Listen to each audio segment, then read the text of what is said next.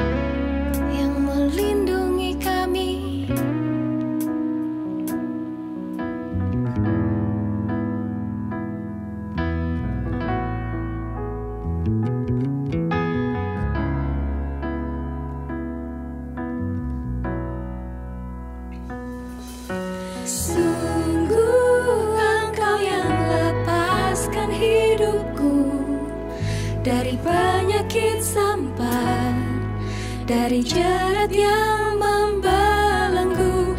Dengan kepak sayap Kau menudungiku. Engkau perlindunganku, kesetiaan-Mu perisai hidupku. Mari sungguh-sungguh sekali lagi katakan, sungguh Engkau yang lepaskan hidup. Terima kasih Bapa. Dari penyakit sampar, dari jerat yang membelenggu. Dengan kepak sayap Kau menudungiku. Engkau perlindunganku, kesetiaan-Mu perisai hidupku.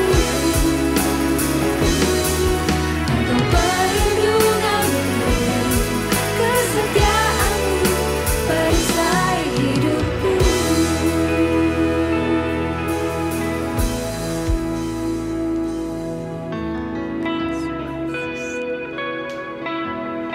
Terima kasih Tuhan.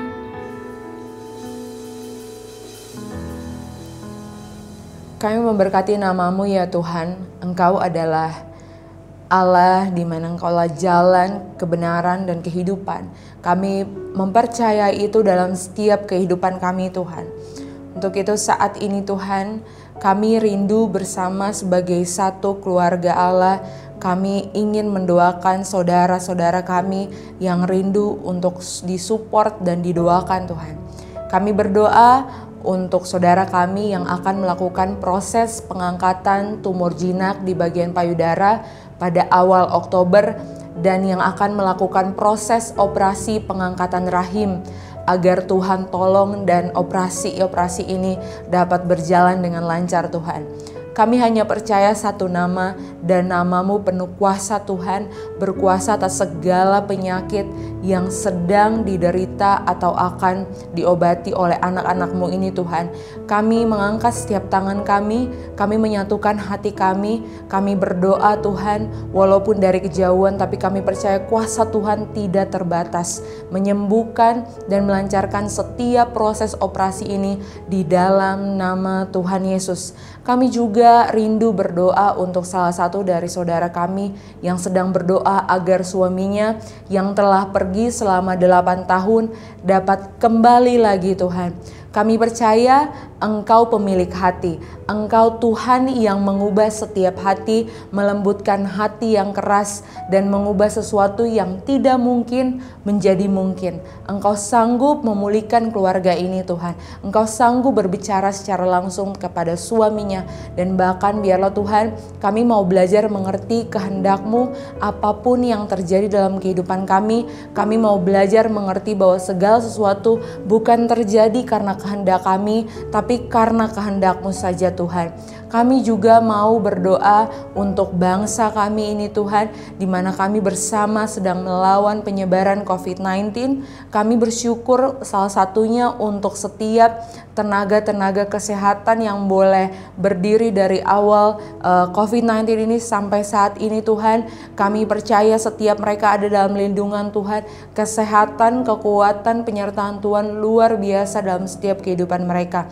Dan kami berdoa biar setiap pemerintah dan jajarannya Tuhan berikan hikmat lebih lagi Tuhan untuk menangani setiap bangsa ini Tuhan, segala pengaturan bangsa ini Tuhan, bahkan juga penyebaran vaksinasi dapat berjalan dengan baik. Kami bersyukur, kami berterima kasih karena doa kami Tuhan hanya ke dalam nama-Mu saja yang kami percaya, yaitu Yesus Kristus Tuhan.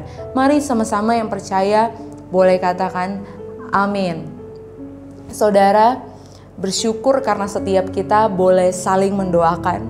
Dan saya juga pribadi sangat mengucap syukur karena setiap minggunya atau mungkin setiap hari secara disengaja saya juga punya pergumulan. Saya sering didoakan oleh teman-teman di komunitas FLC yang bernama Passion. Jika ada dari setiap saudara yang rindu untuk menemukan satu komunitas baru yang dapat bertumbuh, dapat didoakan dan disupport setiap harinya dalam setiap kehidupan yang mungkin tidak mudah ini, Anda dapat mendaftarkan diri melalui Linktree yang tersedia di bio Instagram Forward Living Church, dan Passion Leader akan membantu untuk mengarahkan setiap Anda menemukan dan bersatu dengan sel grup Anda. So, hari ini kita akan menerima sesuatu yang terbaik dari Pastor Yohanes Telly from Jakarta Praise Community Church. Terima yang terbaik daripada Tuhan hari ini. Tuhan Yesus memberkati.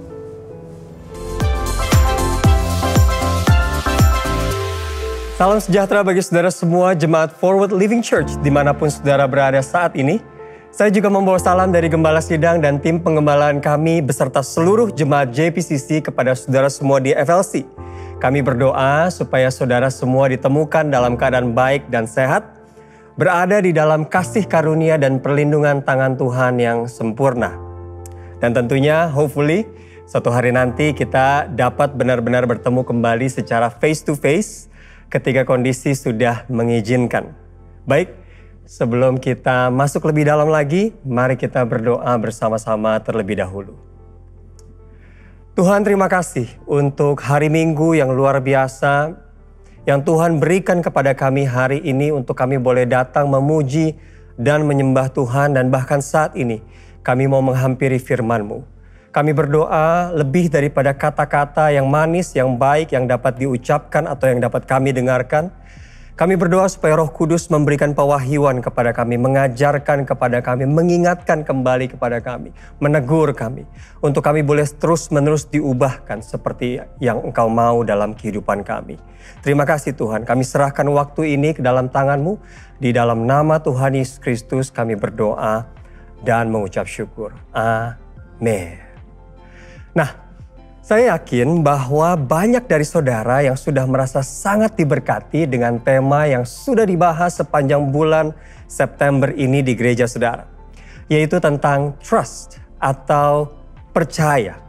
Bagaimana kita bisa terus membangun kepercayaan kita kepada Tuhan dan sesama sebagai gerejanya, sebagai tubuhnya di muka bumi ini. Namun saya juga tahu bahwa membangun kepercayaan seringkali bukanlah hal yang mudah untuk dilakukan. Apalagi di tengah masa pandemi yang sudah berlangsung lebih dari 1,5 tahun belakangan ini. Mungkin ada begitu banyak kejadian demi kejadian atau peristiwa demi peristiwa yang terjadi di luar dari atau bahkan sama sekali tidak seperti yang kita harapkan. Mungkin ada di antara kita yang harus menunda rencana pernikahan kita. Atau bahkan mungkin rencana-rencana lain yang sudah kita persiapkan tentang pekerjaan kita, tentang apa yang kita mau lakukan sebagai keluarga dan seterusnya. Mungkin juga ada dari antara kita yang kehilangan pekerjaan atau mendapatkan halangan, tantangan di dalam pekerjaan yang kita sedang jalankan. Karena dirumahkan atau yang sejenisnya. Atau bahkan mungkin ada dari antara kita yang juga kehilangan orang yang kita kasihi. Kejadian-kejadian seperti ini seringkali dapat membuat kita takut untuk percaya dan berharap. Karena pada dasarnya kita takut untuk kecewa. Atau seringkali kita kenal dengan istilah yang mungkin seringkali disebutkan akhir-akhir ini atau di dalam zaman sekarang, yaitu PHP. Kita takut diberikan harapan palsu. Nah, hari ini saya ingin kita belajar dari 2 tokoh Alkitab yang begitu luar biasa. Yang pertama adalah seorang tokoh yang bahkan dikenal sebagai bapa orang beriman atau bapa orang percaya. Yang sangat cocok untuk kita pelajari sesuai dengan tema kita selama bulan ini. Namanya adalah Abram atau seringkali dikenal dengan nama Abraham. Mari kita lihat sama-sama dalam Kejadian 12 ayat yang pertama sampai kedua. Kejadian 12 ayat yang ke-1 sampai ke-2 berkata demikian. Berfirmanlah Tuhan kepada Abram, pergilah dari negerimu dan dari sanak saudaramu dan dari rumah bapamu ini ke negeri yang akan kutunjukkan kepadamu. Itu sebabnya kenapa dia disebut sebagai bapa orang percaya atau bapa orang beriman. Karena pada dasarnya ketika Tuhan panggil dia untuk keluar dari Ur Kasdim atau dari kotanya, Tuhan gak kasih tahu mau kemana. Cuman dia bilang ke tempat yang akan kutunjukkan kepadamu. Imannya, kepercayaannya kepada Tuhan begitu besar. Sampai dia ya udah pergi aja dulu. Tapi dilanjutkan Tuhan berkata begini. Tuhan Allah berkata kepada Abram bahwa aku akan membuat engkau menjadi bangsa yang besar. Dan memberkati engkau serta membuat namamu masyhur. Dan engkau akan menjadi berkat. Jadi ada janji-janji Tuhan yang diberikan kepada Abram pada saat Abram dipanggil keluar dari tempatnya untuk masuk ke tempat yang akan Tuhan tunjukkan kepadanya. Janji-janji yang begitu luar biasa. Bayangkan kalau saudara dipanggil lalu Tuhan berjanji kepada saudara bahwa dia akan membuat saudara menjadi bangsa yang besar. Dan akan memberkati saudara serta membuat nama saudara masyhur. Begitu luar biasa janji Tuhan yang dipegang oleh Abram pada saat dia dipanggil keluar dari Ur Kasdim. Lalu kalau saudara baca di ayat-ayat selanjutnya, ayat 3, 4, 5, saudara akan temukan ada janji-janji Tuhan lagi yang begitu menguatkan Abraham akan panggilannya. Sampai kepada ayat yang ke-7, kita akan lihat sama-sama. Di dalam ayat yang ke-7 dikatakan bahwa ketika itu Tuhan menampakkan diri kepada Abram. Kapan itu? Ketika Abram keluar dari Ur Kasdim lalu sampai ke tanah Kanaan, tempat yang Tuhan tunjukkan kepada Abram. Lalu pada saat itu Abram sedang berjalan-jalan di sepanjang negeri tersebut sampai kepada daerah yang namanya Syichem.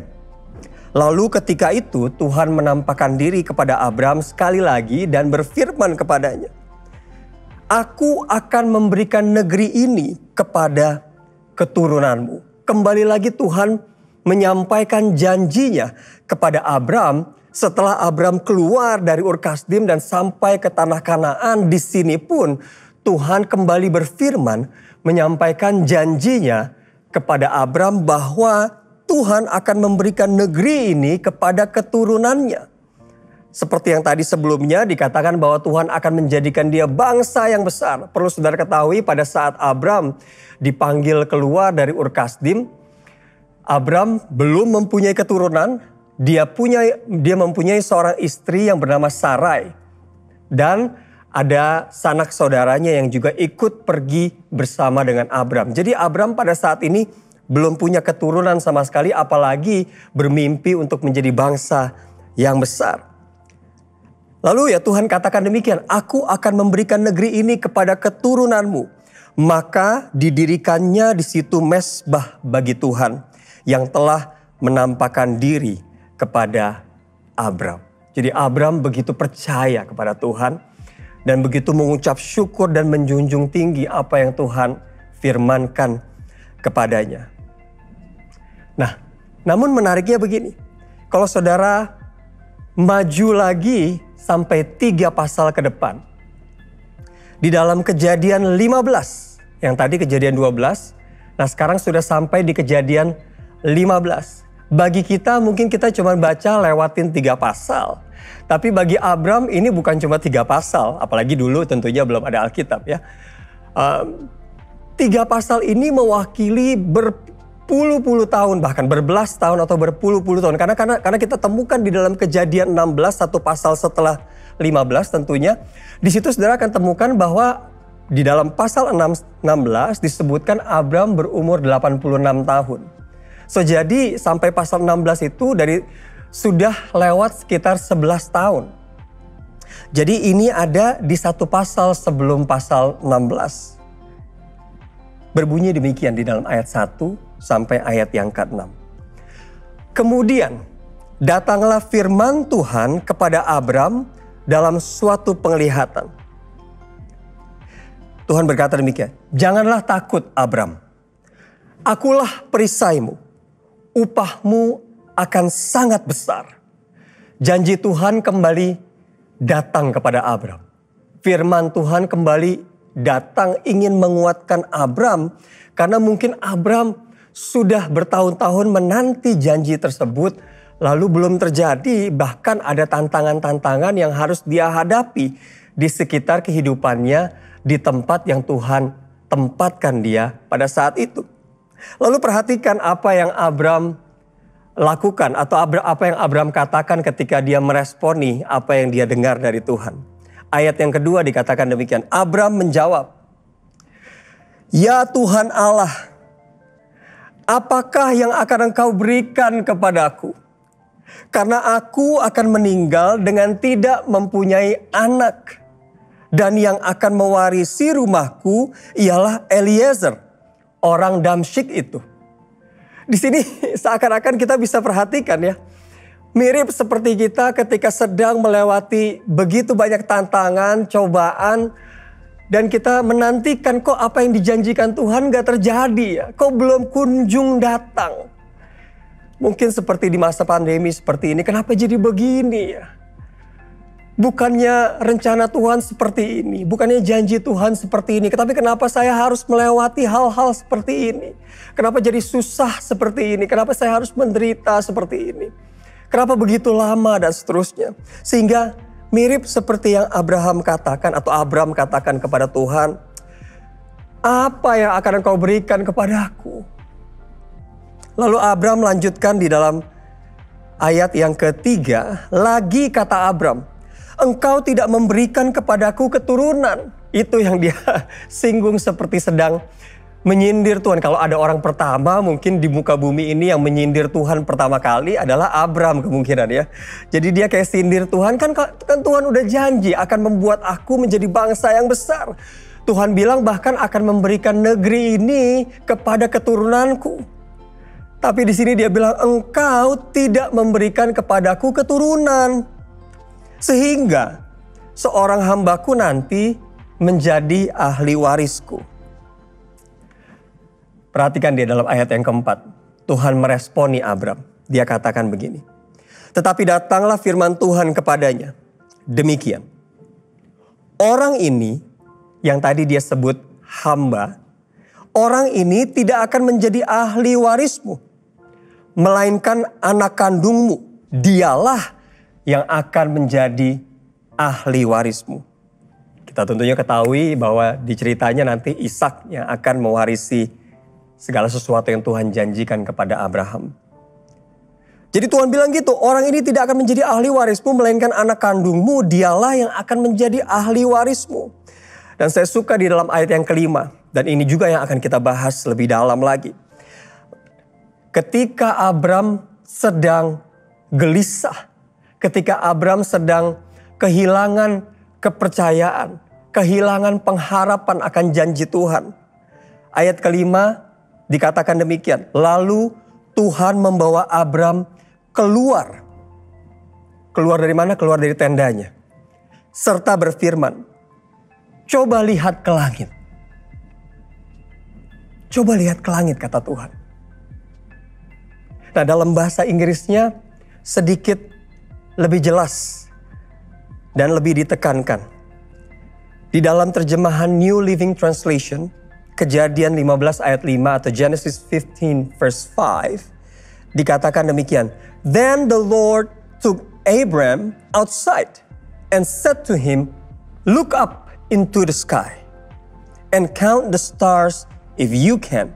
That's how many descendants you will have." Dia bilang, lihat ke atas, hitunglah bintang-bintang jika engkau dapat menghitungnya. Maka firman-Nya kepadanya, demikianlah banyaknya nanti keturunanmu. Tuhan bilang kepada Abram ketika Abram kehilangan kepercayaannya, gelisah, galau, kehilangan keyakinan dan pengharapannya akan janji Tuhan. Tuhan bilang, look up. Dan itulah yang akan menjadi judul khotbah saya hari ini, yaitu look up. Lihatlah ke atas. When you seem to lose your hope, change your perspective. Waktu saudara dan saya sepertinya sedang kehilangan pengharapan, kehilangan kepercayaan atau keyakinan kita kepada janji Tuhan di dalam kehidupan kita, yang perlu kita lakukan adalah mengubah sudut pandang kita. Mengubah perspektif kita. Change your perspective. Nah, saya ingin mengajak saudara untuk berhenti sebentar di dalam Kejadian 15 tadi, lalu kita pindah sedikit untuk melihat atau belajar dari seorang tokoh lainnya, yaitu Raja Daud, seseorang yang diberikan predikat sebagai a man after God's own heart, seseorang yang dekat dengan hatinya Tuhan. Nah, di dalam Mazmur 3 ayat 1-9 ada sebuah kejadian yang begitu menarik. Dikatakan demikian, Mazmur Daud ketika ia lari dari Absalom anaknya. Saudara bisa bayangkan betapa desperate-nya Daud atau putus asanya seorang ayah ketika dia harus lari dari anaknya sendiri. Daud berkata demikian di dalam ayat yang kedua. Ya Tuhan, betapa banyaknya lawanku. Banyak orang yang bangkit menyerang aku. Banyak orang yang berkata tentang aku. Baginya tidak ada pertolongan daripada Allah. Nah, kalau kita lihat di dalam ayat 1 sampai ayat 3 ini, saudara akan temukan ketika seseorang sedang merasa frustrasi, sedang merasa galau, gelisah, bahkan mungkin kecewa dengan kejadian yang terjadi di sekitar kehidupannya. Apalagi seperti Daud, dia harus lari dari anaknya sendiri yang namanya Absalom. Perspektifnya jadi buyar. Karena yang dia pikirkan adalah tentang aku dan aku. Lawanku menyerang aku, tentang aku, semuanya tentang aku sendiri saja. Tapi puji Tuhan, di akhir dari ayat yang ketiga ada kata Selah. Selah itu artinya pause. Daud berhenti sebentar untuk menjernihkan pikirannya kembali. Lalu tiba-tiba setelah Selah, setelah dia menjernihkan pikirannya kembali, dia jadi ingat kepada apa yang Tuhan ingin kerjakan dan siapa Tuhan di dalam kehidupannya. Ayat yang keempat perspektifnya berubah. Lalu kata-katanya pun mulai berubah. Ayat yang keempat dia katakan, tetapi Engkau Tuhan adalah perisai yang melindungi aku. Engkaulah kemuliaanku dan yang mengangkat kepalaku. Kita berhenti sebentar di sini. Kenapa dia bilang Tuhan yang mengangkat kepalanya? Kalau saudara coba tundukkan kepala saudara saat ini dimanapun saudara berada. Saudara, ketika saudara tundukkan kepala saudara, yang saudara bisa lihat apa? Yang saudara bisa lihat adalah tangan saudara, tubuh saudara, kaki saudara mungkin.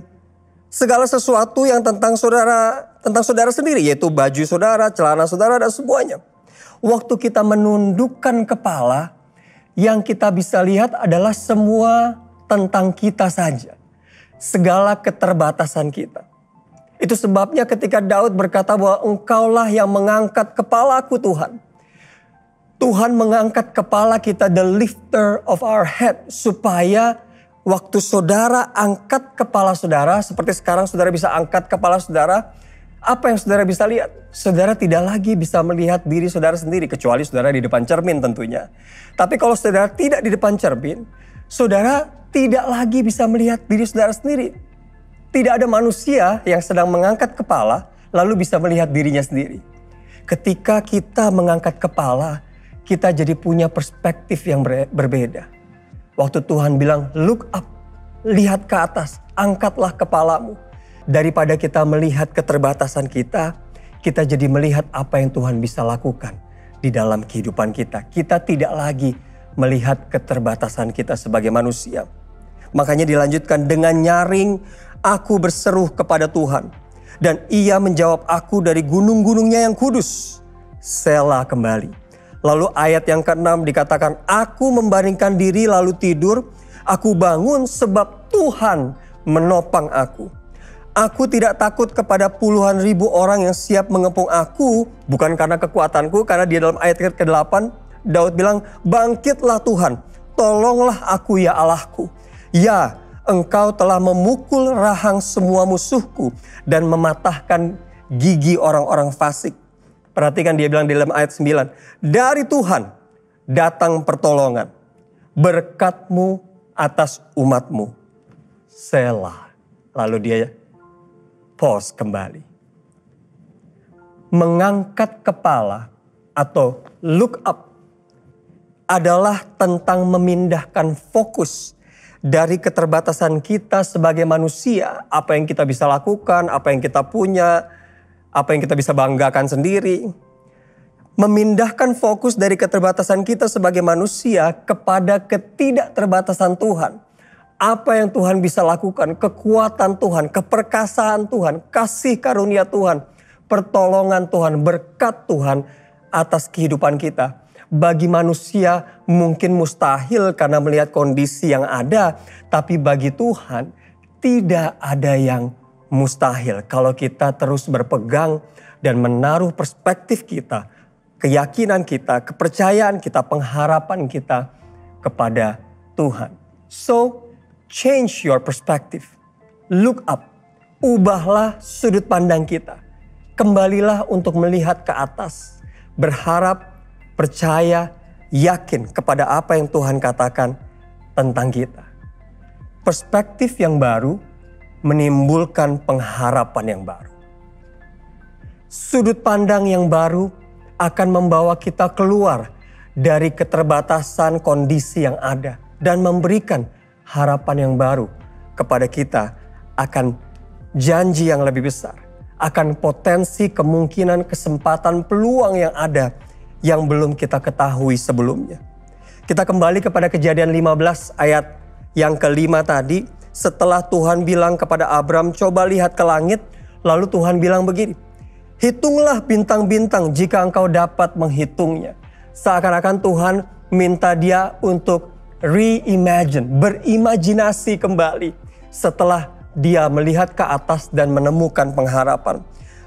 Dilanjutkan, maka firman-Nya kepadanya, demikianlah banyaknya nanti keturunanmu itu. It's hard to reimagine without hope. Sulit untuk kita reimagine, untuk kita berimajinasi kembali, membayangkan kembali akan janji Tuhan tanpa kita memiliki pengharapan, kepercayaan kepada janji tersebut, atau bahkan lebih lagi kepada pribadi yang menjanjikannya kepada kita. Because hope gives you the ability to have vision. It's hard to reimagine without hope because hope gives you the ability to have vision. Karena pengharapan akan memberikan kepada kita kemampuan untuk memiliki visi, untuk melihat apa yang ada di depan kita. Lalu setelah Tuhan mengundang Abraham untuk melihat, mengubah perspektifnya ke atas dan membayangkan kembali, berimajinasi kembali karena datang pengharapan dari perspektif yang baru tersebut. Lalu perhatikan apa yang Abraham lakukan untuk meresponi undangan Tuhan tersebut. Di dalam ayat yang ke-6 dikatakan demikian. Lalu percayalah Abram kepada Tuhan. Maka Tuhan memperhitungkan hal itu kepadanya sebagai kebenaran. Respon Abram adalah percaya kembali. Percaya kepada Tuhan kembali. Lalu saudara mungkin berpikir bahwa ya Abraham memang dari awal sudah percaya kan? Gitu loh. Tapi itulah pentingnya kenapa ayat ini ada. Karena percaya pada dasarnya bukan sebuah event. Percaya bukan sebuah kejadian satu kali saja. Percaya juga bukanlah sebuah checklist yang kalau dulu saya sudah percaya ya udah gitu loh. Atau sekali percaya maka percaya untuk selama-lamanya. No, it's not like that. Karena percaya pada dasarnya adalah sebuah proses. Jadi percaya bukan sebuah event. Percaya juga tidak sama dengan checklist. Percaya adalah sebuah proses. Proses apa percaya itu? Percaya adalah sebuah keputusan yang perlu diambil dalam kehidupan kita setiap hari. Jadi kalau waktu itu dulu, waktu kita terima Yesus sebagai Tuhan dan Juru Selamat, kita sudah percaya, pertanyaannya adalah apakah hari ini saudara masih memiliki kepercayaan yang sama atau tidak?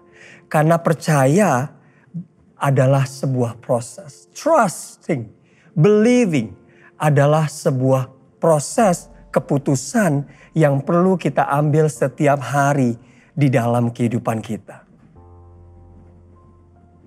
Itu sebabnya dilanjutkan ketika Abram percaya kepada Tuhan, maka Tuhan memperhitungkan hal itu kepadanya sebagai kebenaran. Atau di dalam terjemahan bahasa Inggrisnya The Message Version dikatakan bahwa and he believed God. God declared him set right with God. Tuhan ketika Abram percaya kepada Tuhan kembali, Tuhan menyatakan Abram memiliki hubungan yang benar bersama dengan Tuhan. Hubungannya dengan Tuhan pulih kembali, benar kembali ketika Abram memutuskan untuk percaya kepada Tuhan. Kenapa saudara? Karena pada dasarnya kepercayaan adalah dasar dari setiap hubungan yang kita miliki. Kepercayaan melahirkan sebuah hubungan, sebab kepercayaan adalah dasar dari semua hubungan. Ketika kita tidak percaya kepada Tuhan, maka kita sedang berada di dalam hubungan yang tidak benar di hadapan Tuhan. Sama sebenarnya seperti kita juga sedang tidak percaya kepada istri, kepada suami, kepada orang lain, kepada sesama kita. Sebenarnya hubungan kita juga sedang berada di dalam posisi yang tidak benar, sedang terganggu, sedang sakit, sedang rusak. Maka ketika kita memutuskan untuk percaya kembali dan membangun kepercayaan itu, maka hubungannya menjadi benar, apalagi dengan Tuhan. Makanya Tuhan ketika Abram percaya kembali kepada Tuhan, lalu Tuhan memperhitungkan Abram benar di hadapannya. Sebab kepercayaan melahirkan sebuah hubungan. Kepercayaan kita kepada Tuhan, atau kalau berdasarkan apa yang sedang kita bahas hari ini, our changed perspective. Perspektif kita yang berubah menjadi yakin dan percaya, mengharapkan kembali kepada Tuhan, menimbulkan pengharapan. Kepercayaan kita kepada Tuhan, our changed perspective, menimbulkan pengharapan. Ibrani 11 ayat yang pertama berkata demikian, iman atau keyakinan atau kepercayaan adalah dasar dari segala sesuatu yang kita harapkan dan bukti dari segala sesuatu yang tidak kita lihat. Dalam bahasa Inggris, dasar dibilang substance. Sesuatu yang tangible, yang solid, yang membuat kita tidak mudah tergoyahkan oleh karena situasi, kondisi, atau tantangan yang ada. Seperti itulah kepercayaan, keyakinan yang kita miliki pada saat kita memutuskan untuk memiliki perspektif sudut pandang yang benar, untuk tetap berharap, tetap percaya, tetap yakin walaupun tantangan yang ada begitu besar, walaupun kita belum bisa lihat tanda-tandanya, walaupun sampai hari ini belum kunjung datang janji yang kita harapkan tersebut. Tapi ketika kita percaya, maka itu akan jadi sebuah substance yang kuat, yang membawa kita untuk terus memiliki pengharapan di dalam kehidupan ini. Perhatikan ini, tanpa percaya tidak ada hubungan. Tanpa hubungan, tidak ada pengharapan. Tanpa pengharapan, tidak ada visi. Dan tanpa visi, sulit untuk melihat masa depan. Jadi kalau saudara ingin melihat masa depan yang cerah, semuanya dimulai dari percaya. Karena seperti yang tadi kita katakan, tanpa percaya, maka gak ada hubungan. Mau percaya sama siapa? Mau hubungan sama siapa kalau kita gak percayaan orangnya? Tanpa percaya gak ada hubungan. Tapi tanpa hubungan juga tidak ada pengharapan. Tanpa pengharapan maka tidak ada visi. Tanpa visi kita jadi tidak bisa melihat masa depan yang cerah. Itu sebabnya semuanya dimulai dari percaya. Bagaimana dengan saudara? Apakah hari ini saudara sedang kehilangan kepercayaan saudara sehingga membuat saudara sulit untuk bisa melihat masa depan saudara? Karena sesuatu atau pribadi yang saudara percayai seakan-akan mengecewakan saudara. Mungkin saudara salah meletakkan kepercayaan saudara. And it's okay. It's okay to do that. Roma 3 ayat 23 sampai 24 berkata demikian. Karena semua orang telah berbuat dosa dan telah kehilangan kemuliaan Allah. Nah, ayat ini membuat saudara dan saya, kita semua siapapun itu berada di level yang sama. Kita semua telah kehilangan kemuliaan Allah. Karena kita semua telah berbuat dosa. Tapi puji Tuhan, Yesus datang ke dalam dunia ini untuk menjadi jawaban bagi saudara dan saya. Di dalam ayat ke-24 dikatakan, dan oleh kasih karunia, by grace, oleh kasih karunia telah dibenarkan, saudara dan saya telah dibenarkan dengan cuma-cuma karena penebusan dalam Kristus Yesus. All we have to do adalah, yang perlu kita lakukan adalah percaya kembali kepada Dia. Karena hope comes by grace. Pengharapan datang melalui kasih karunia. To those who believe or look up to God. Kepada mereka yang memutuskan untuk percaya. Untuk mengubah perspektifnya. Tidak lagi melihat kepada keterbatasan diri sendiri. Kesalahan kita, pelanggaran kita, apa yang tidak bisa kita lakukan. Kondisi sakit penyakit yang kita alami dan seterusnya. Tapi memilih untuk percaya dan melihat kepada Tuhan Allah. Hope comes by grace to those who believe or look up to God, even if there's no reason to have hope. Bahkan saat kita merasa tidak ada alasan untuk kita percaya. Tapi sebegitu powerfulnya keputusan yang kita buat untuk tetap berpegang, percaya, dan meyakini janji Tuhan di dalam kehidupan kita. Karena yang Dia ingin berikan adalah segala sesuatu yang baik yang datang dalam kehidupan kita pada waktunya. Hanya karena waktunya belum tiba, bukan berarti janji tersebut tidak akan datang. Karena pada dasarnya yang berjanji itu adalah setia. Dialah yang akan terus memimpin kita kepada janji dan rencananya yang indah bagi kehidupan kita sampai pada kekekalan. Kembali lagi, bagaimana dengan saudara hari ini? Apakah hari ini saudara kehilangan kepercayaan saudara sehingga saudara sulit untuk melihat masa depan saudara? Nah, bagi saudara yang sedang kehilangan keyakinan tersebut, saudara bisa memutuskan untuk membuka hati saudara dan menerima Yesus sebagai Tuhan dan Juru Selamat pribadi saudara saat ini. Atau mungkin saudara sudah pernah menerima Yesus, tapi karena satu dan lain hal, karena pandemi seperti sekarang ini membuat saudara kehilangan kepercayaan. Dan saudara jauh dari rencana Tuhan, janji Tuhan, atau rancangan Tuhan buat kehidupan saudara. Saudara ingin kembali kepada Tuhan. Menjadikan Dia sebagai Tuhan dan Juru Selamat pribadi saudara saat ini. Saya pun ingin berdoa bagi saudara. Firman Tuhan berkata, dengan hati orang percaya dan dibenarkan. Dan dengan mulut orang mengaku dan diselamatkan. Yang saudara bisa lakukan adalah saudara bisa letakkan tangan saudara di dada saudara. Dan mengikuti doa ini dengan sungguh-sungguh dari dalam hati saudara. Mari sama-sama katakan, Tuhan Yesus, terima kasih untuk firman-Mu pada hari ini. Hari ini aku membuka hatiku, mengundang Engkau untuk masuk dalam hidupku.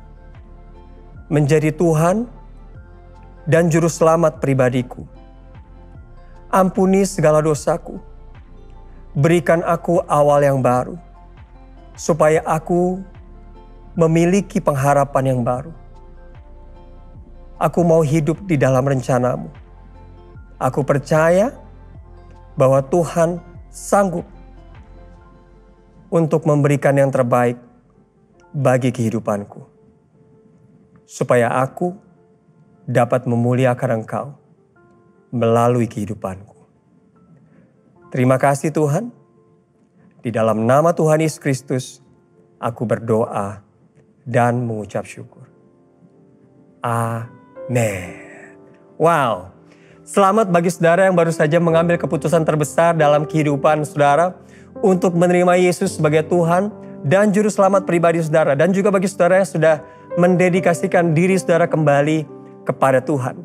Langkah berikutnya yang bisa saudara lakukan adalah yang pertama, jika saudara belum punya, maka saudara perlu memiliki Alkitab yang berisi firman Tuhan yang akan mengubah dan memimpin kehidupan saudara di dalam rencana Tuhan bagi saudara. Nah, yang kedua yang tidak kalah pentingnya adalah saudara perlu tertanam di dalam sebuah komunitas yang sehat untuk saling membangun dan menguatkan satu sama lain.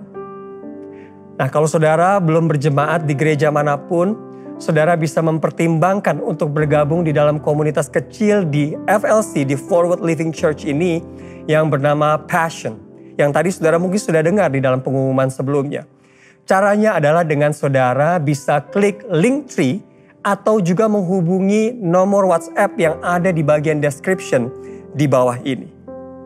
Oke? Kalau saudara belum siap untuk tertanam di dalam komunitas sel, nggak apa-apa juga. Saudara paling tidak perlu memiliki komitmen untuk terus hadir di dalam ibadah online seperti ini. Atau nanti kalau sudah ibadah onsite, pastikan diri saudara juga untuk hadir di dalam ibadah onsite tersebut. Baik, mari kita akhiri ibadah hari ini di dalam doa.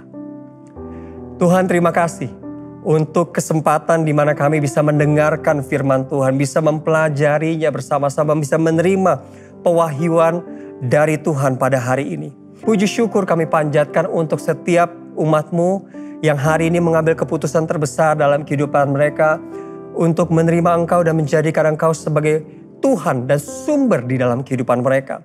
Tuhan, kami percaya bahwa pada saat Tuhan menjadi pusat dalam kehidupan kami, maka aliran-aliran air kehidupan akan terus mengalir di dalam dan melalui kehidupan kami, menjadi berkat bahkan bagi orang-orang yang ada di sekitar kami.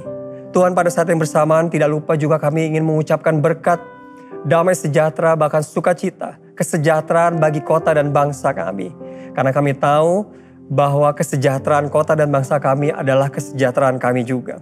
Itu sebabnya berkati pemerintahan yang ada, dimanapun, baik itu di pemerintahan pusat maupun di daerah, supaya dapat mendatangkan kesejahteraan bagi kota dan juga bangsa ini.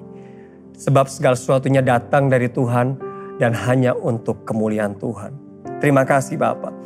Mari sama-sama kita angkat tangan kita dan siap untuk menerima berkat Tuhan hari ini. Terimalah berkat yang datangnya dari Allah Bapa di surga, serta kasih karunia melalui pengorbanan Tuhan Yesus Kristus di atas kayu salib yang telah menyelamatkan kita dan memberikan kita hidup yang kekal. Serta hiduplah di dalam persekutuan yang manis dengan Roh Kudus mulai sejak hari ini sampai Tuhan Yesus datang kembali untuk yang kedua kalinya. Terimalah berkat ini dan jadilah berkat kemanapun kau pergi di dalam nama Bapa, Putra, dan Roh Kudus. Semua yang percaya dan menerimanya sama-sama berkata, Amin. Thank you for listening. Tuhan Yesus memberkati. Happy Sunday, FLC. Dan anugerahnya sangat